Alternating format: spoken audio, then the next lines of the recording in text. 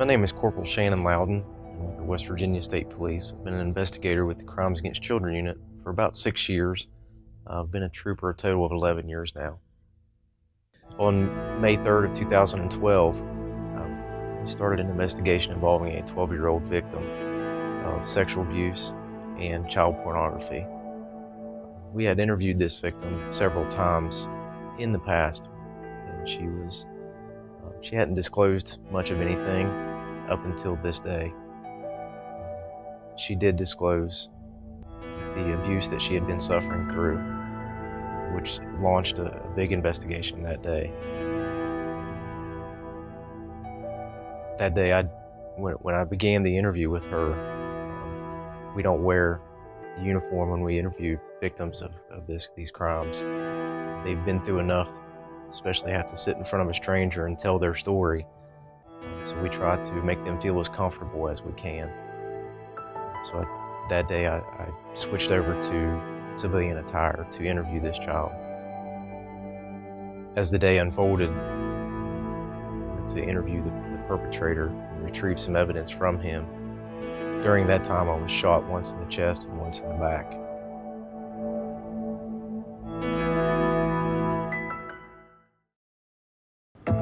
Corporal Andrew Shannon Loudin has been with the West Virginia State Police for 10 years. Right now I'm with the Crimes Against Children Unit with the State Police. I handle specialized investigations anywhere from sexual abuse to physical abuse, internet crimes with children, child pornography, and things of that nature I deal with. On May 3rd of this year, he interviewed a young girl, a victim of abuse, and gathered evidence against a 55-year-old Elkins man. It was about a 2-hour interrogation with him about the accusations that were made against him. But he did agree to give me some evidence that I'd asked for. Corporal Loudin said the suspect showed no signs of aggression as they entered the house to get a camera with suspected pornographic evidence. I saw out of the corner of my eye, he ducked into a bedroom that he was standing beside, and I instantly followed right behind him. He was saying that he was going to get the camera that I wanted. I'm going to get the camera for you. And as I was racing towards him, telling him to leave the camera alone, as I got right up to him, he jumped and spun around. And all I could tell you is I knew I'd been shot. Shot in the chest, Corporal Loudin pushed away from the suspect, but on his way out the door, he was shot again, this time in the back. I hit the floor, and still in my mind I knew I just had to get out of that house. And luckily, for some reason that day, I left my car running. And I was glad I did, because my door was unlocked, my car was running, my radio was booted up, and I was able to call for help immediately. The man followed Corporal Loudin outside, coldly aimed and shot once more. He hit the cruiser, but not Corporal Loudin, then ran away. Once I got in my cruiser, I instantly started feeling the real shortness of breath, and everything really started. It was like I was looking into the sun. It was so bright, I could hardly keep my eyes open. Meanwhile, at home in Buchanan with their 3 young daughters, Sabrina Loudin got the call from state police that something terrible had happened. Really, I didn't know anything at that time except for he was shot in the chest and life flighted to Ruby Memorial. Of course, we were all very emotional. So, my oldest daughter told us to all just kneel down and say a prayer, which we did. We received a call from Elkins that they were transferring a patient that had sustained a gunshot wound to the chest. For a Priority 1 trauma, that means you have the entire trauma team present, including the most senior operating attending. You have the operating room. They usually send 2 people in case we need to do something in the emergency department. You have the emergency room physicians and nurses. We have someone from the blood bank, someone from lab. You have the people doing the EKG. You have the techs that are there to do the x-rays. I knew when I got wheeled from the helicopter into the hospital, and I remember raising my head up and seeing just lines of people down the hallway, and they were just waiting to go to work, and you could see it on their face. They were ready to do everything they could do.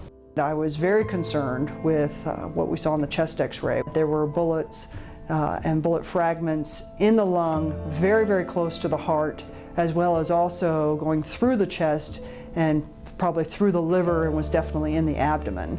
As a testament to him and his beliefs, he first wanted to stop, and he said, you know, would it be okay if we got the chaplain and we said a little prayer? And I didn't tell him this, but in the back of my mind I thought, yeah, that's a super great idea, because I don't know how this is going to go. But so it was good for all of us. The gunshots caused injuries to his lungs, abdomen, liver, and diaphragm, but not to his heart. Actually, Dr. Wilson couldn't figure out how it missed my heart. Parts of the bullet were so close to the main part of the heart and to the main blood vessels of the heart. I was really very, very surprised that he didn't have a heart injury along with a lung injury. It's nothing short of miraculous. The surgery was a success. Corporal Loudin recovered in the hospital for 5 days, then stayed at home to recuperate for 9 weeks. You know, I had a lot of people question me, are you going back to work? And, you know, I looked at it like, that guy didn't kill me, and I'm not going to let him beat me in any way. And I felt like if I gave up and didn't go back to work and do what I love to do and fight to get back to where I was at, then I let him beat me. And I wasn't going to wasn't going to let that happen. So Corporal Loudin is back on the job, protecting our children and celebrating everyday life at home with his family. They're grateful to everyone at the John Michael Moore Trauma Center and WVU Healthcare's Ruby Memorial who helped him when he needed it most. Every person showed so much compassion that we dealt with, that everyone was wonderful, everyone was great. I wish we could give everybody, you know, a big hug and just say thank you.